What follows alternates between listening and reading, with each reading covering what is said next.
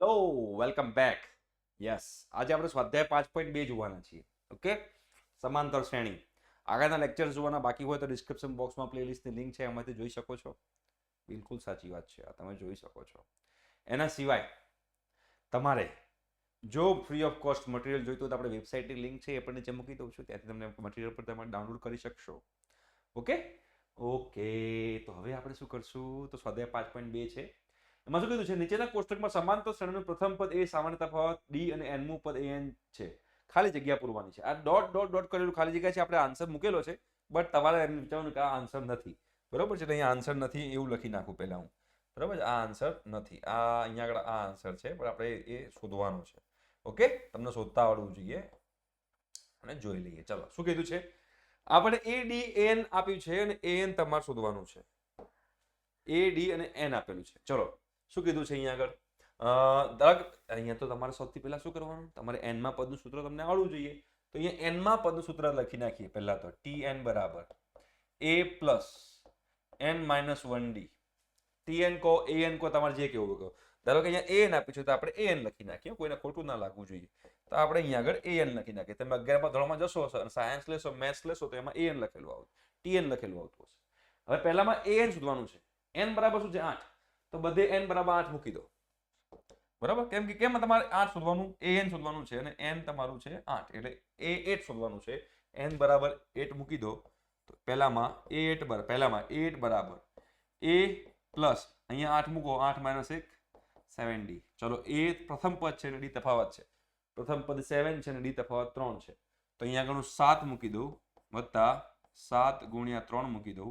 તમને ખબર પડે તો 7 વત્તા 21 થાય, એટલે કે 28 થાય. એટલે કે અહીંયા તમને જે એન આપ્યું છે એ 28 છે. બરાબર, અહીંયા 28 છે. હવે અહીંયા કે તમારે શું શોધવાનું છે? તફાવત શોધવાનો છે.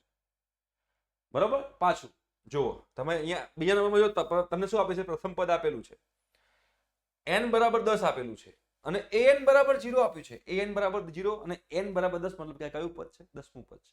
કેમ 10મું પદ છે?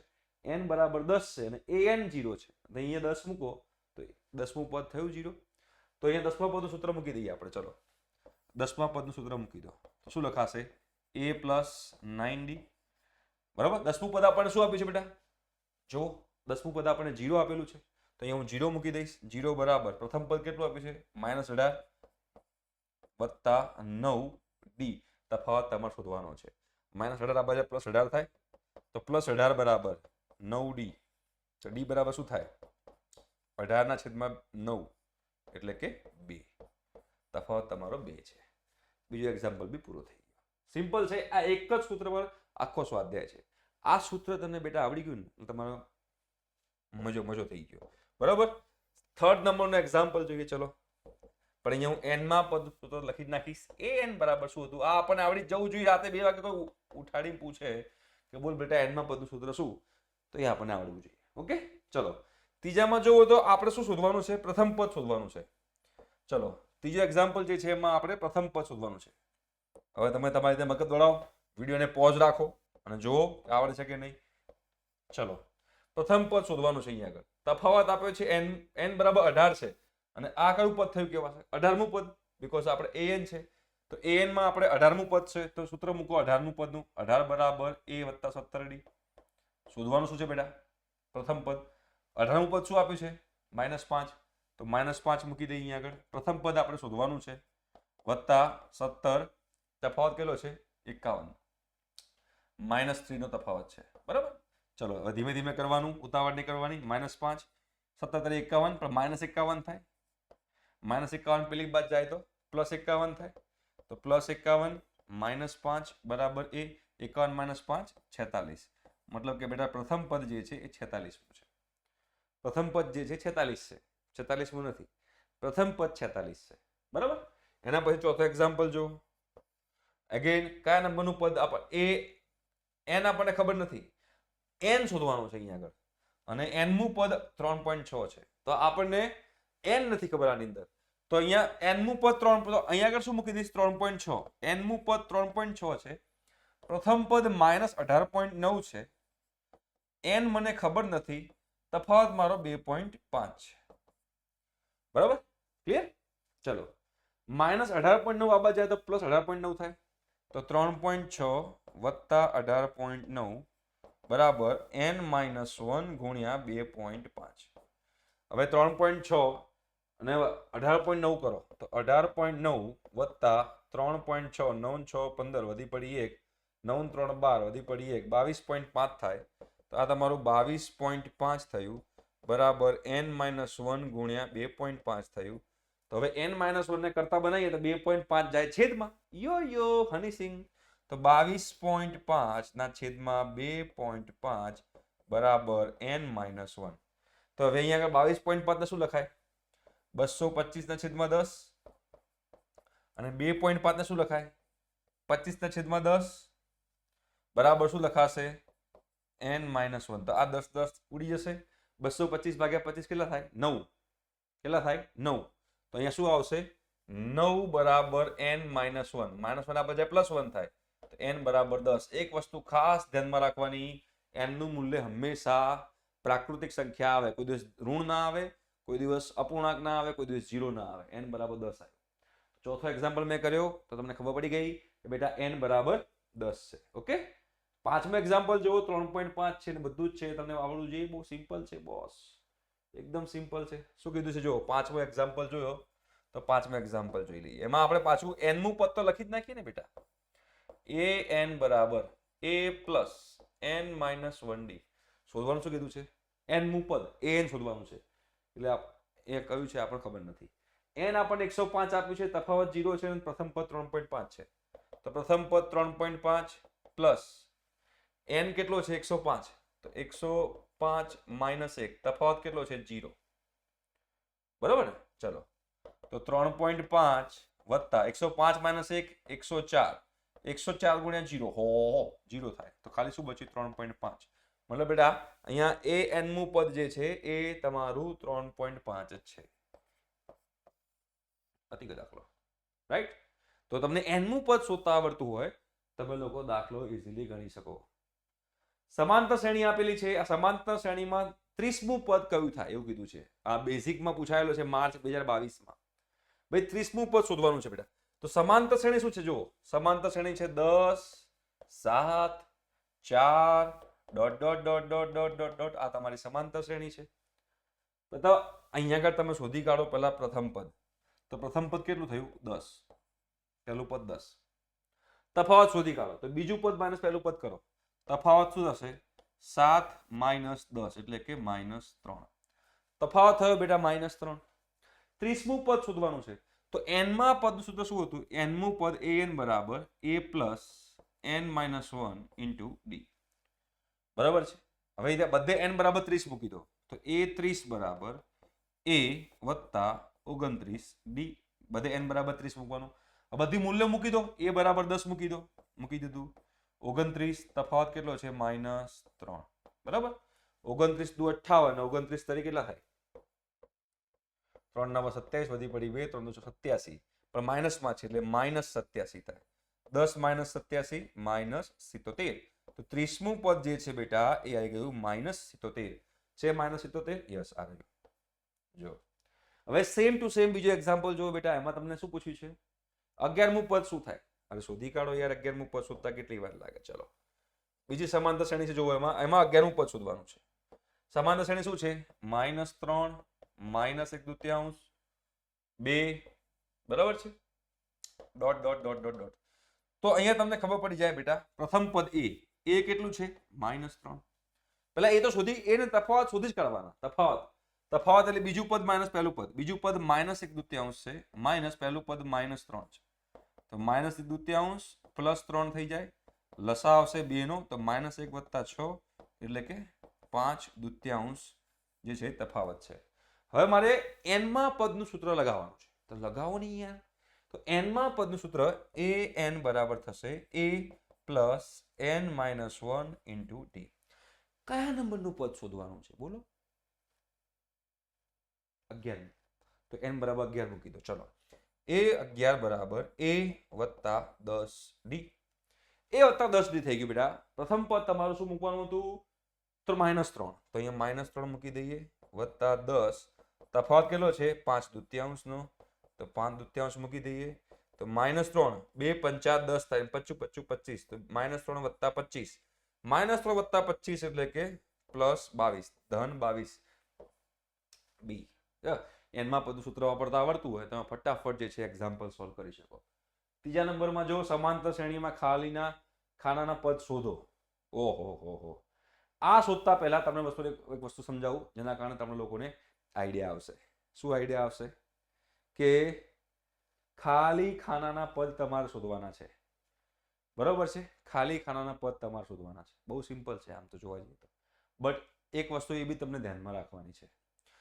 અમુક શોર્ટકટ ટ્રીકો તમને આમાં સમજાવીશ, તમને મજા આવશે. ધારો કે 3 પદ સમાંતર શ્રેણીમાં છે. આ ક્યારે યુઝ થાય? જ્યારે ખાલી જગ્યા આપેલી હોય, MCQ આપેલો હોય ત્યારે આ બધી વસ્તુ યુઝ થાય. ધારો કે હું એમ કહું કે 3 પદ આપણને આપેલા છે 3, 5 અને 7. આ સમાંતર શ્રેણીમાં છે. આ સમાંતર શ્રેણીમાં છે. જો આ બંને વચ્ચેનો તફાવત શું થયો બેટા? તમને ખબર પડે તો આ બંને વચ્ચેનો તફાવત 2 થયો અને આ બંને વચ્ચેનો તફાવત પણ 2 થયો. તો આ વચ્ચેનું પદ થયું, મધ્યમ પદ થયું કહેવાય ને આ બે આજુબાજુના પદ થયા કહેવાય. તો જ્યારે પણ સમાંતર શ્રેણી કોઈ પણ 3 પદ સમાંતર શ્રેણીમાં હોય, કોઈ પણ 3 પદ સમાંતર શ્રેણીમાં હોય તો આજુબાજુના બે પદોનો સરવાળો કરી ભાગ્યા 2 કરું ને તો વચ્ચેનું પદ મળે. જો આજુબાજુના બે પદોનો સરવાળો કરી ભાગ્યા 2 કરું તો મને વચ્ચેનું પદ મળે. A + C ભાગ્યા 3 + 7 10 10 ભાગ્યા 2 5. તો હવે અહીંયા જો અહીંયા 2 છે અને અહીંયા 26 છે.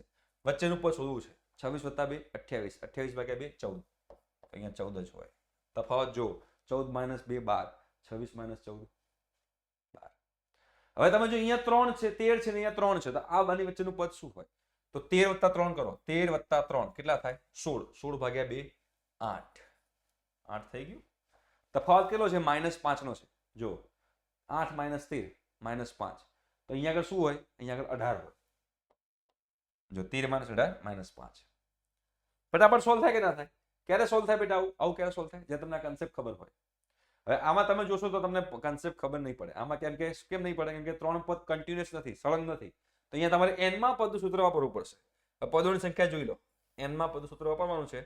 પદોની સંખ્યા જોઈ લો કેટલી છે? તમે ગણો પદોની સંખ્યા. 1 2 3 4. પદોની સંખ્યા 4 છે.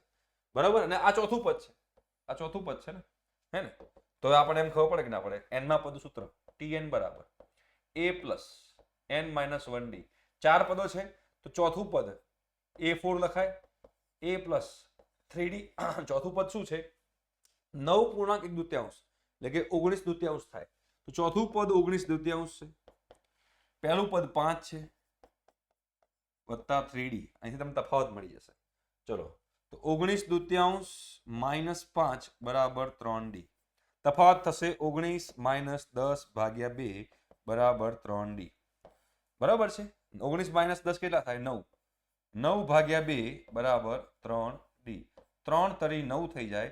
તફાવત થયો તમારો 3/2. જો આ n માં સૂત્ર પરથી મને તફાવત મળ્યો 3/2 તો 5 માં ઉમેરો 3/2 તો 5 + 3/2 5 દુ 10 ને 3 13 તો 13/2 થાય. મતલબ કે એના પછીનું પદ જે છે 13/2 છે. 13/2 માં પાછું 3/2 ઉમેરો તો 16/2 થાય. 16/2 ને આપણે 8 કહીએ તો બીજું પદ 8 થઈ ગયું કહેવાય. એક મળી જાય પછી બીજું તમને મળી જાય આરામથી. એના પછી ચોથું જો ચોથો એક્ઝામ્પલ જો સેમ મેં જે ત્રીજો એક્ઝામ્પલ કર્યો ને બેટા તો સેમ ટુ સેમ મારે ચોથો એક્ઝામ્પલ કરવાનો છે. સેમ ટુ સેમ મારે ચોથો એક્ઝામ્પલ. પહેલું પદ છે ને છેલ્લું પદ છે. બરાબર છે? ક્લિયર છે? તો હવે તમને અહીંયા આગળ એક પદોની સંખ્યા શોધો. પદોની સંખ્યા કેટલી છે? 1 2 3 4 5 6 મતલબ કે છઠ્ઠું પદ છે. છઠ્ઠું પદ છે ને બેટા? તો અહીંયા n મું પદ કરી નાખીએ ને. n મું પદ Tn = a + n - 1d થાય. છઠ્ઠું પદ શું છે? છઠ્ઠું પદ 6 છે ને? તો 6 = a + 5d લખાય. અને એ શું છે? પ્રથમ પદ જે -4 આપેલું જ છે. તો 6 = -4 + 5d. -4 આપે છે તો +4 થાય. તો 10 = 5d થાય. તફાવત થયો +2. તો -4 માં +2 ઉમેરો તો -2 થાય. -2 માં +2 ઉમેરો તો 0 થાય. 0 માં +2 ઉમેરો તો +2 થાય. +2 માં પ્લસ ઉમેરો તો 4 થાય. અને 4 માં 2 ઉમેરો 6 થાય. થઈ ગયું, સમાંતર શ્રેણી બની ગઈ. સરસ મજાની સમાંતર શ્રેણી બની ગઈ. હવે તમે જોશો અહીંયા આગળ તો તમને કયા બે પદ આપેલા છે? તમને બીજું પદ આપેલું છે અને શું આપેલું છે? આ સરસ એક્ઝામ્પલ કહેવાય. અહીંયા તમારે લોપની રીત વાપરવી પડશે, લોપની રીત. જો બીજું પદ આપેલું છે, પદોની સંખ્યા પહેલા શોધો. કેટલી છે પદોની સંખ્યા? 1 2 3 4 5 6. 6 માં તમને બીજું પદ આપેલું છે અને છઠ્ઠું પદ આપ્યું છે. તો બીજા પદનું ઇક્વેશન શું થાય? બીજો પદ છે 38, તો શું લખાય? 38 બરાબર a + 2d. બીજું પદ છે ને, સોરી, બીજું પદ છે તો a + d લખાય. જે નંબરનું પદ હોય એના કરતા એક ઓછું હોય, જે નંબરનું પદ હોય એના કરતા એક ઓછું d નો સહગુણક હોય, તો બીજું પદ છે તો d નો સહગુણક 1 હોય. ઓકે, તો a + d. પણ છઠ્ઠું પદ છે ને, તો -22 બરાબર a + 5d થાય કે ના થાય? હવે આને સમીકરણ 1 કહી દઉં, આને સમીકરણ 2 કહી દઉં. અહીંયા હું લોપની રીત કરું, લોપની રીત, તો માઇનસ માઇનસ આ પ્લસ થઈ જાય, આ માઇનસ થઈ જાય, આ માઇનસ થઈ જાય, તો આ બંને ઉડી જાય. 38 + 22 કેટલા થાય? 60. અહીંયા લખાય 60 બરાબર -4d, તો d બરાબર થયું -15. તફાવત થયો -15. તફાવત થયો -15. તો અહીંયા તમારો 38 છે, તો અહીંયા તમારું શું હશે? 53. 53 હોય ને, તો 53 માં -15 ઉમેર 38 થાય. 53 - 15 38 થાય. એમાં હજુ -15 થાય કેટલું થાય? 23. એમાં હજુ થાય તો 8. બરાબર છે ને? એમાં થાય તો -7, અને એમાં -15 -22. રાઈટ? તો જો આ 5 એક્ઝામ્પલ અહીંયા આગળ થઈ ગયા. એટલે આ એક એક્ઝામ્પલ એવો હતો જેને આપણે ગુડ એક્ઝામ્પલ કહી શકીએ. જો તમારે એક્ઝામ્પલ થોડો અઘરો બનાવવો હોય તો લોપની રીત કરવી પડે. એ લોપની રીત જે છે એ આપણે આગળના ચેપ્ટર ચલાવીશું, એમ તમને શીખવાડીશું કે લોપ કેવી રીતે થાય. બટ અહીંયા લોપની રીત તમે લોકો ભણ્યા હોય તો તમે લોકોને સોલ્વ કરતા આવડી જાય, આનો આન્સર લાવતા તમને આવડી જાય. રાઈટ? તો અહીંયા સુધી આપણે રાખીએ છીએ. નેક્સ્ટ લેક્ચરમાં આપણે બીજા એક્ઝામ્પલની પ્રેક્ટિસ કરીશું. તો એના માટે તમારે આવવું પડશે નેક્સ્ટ લેક્ચરમાં. Okay, thank you so much. By.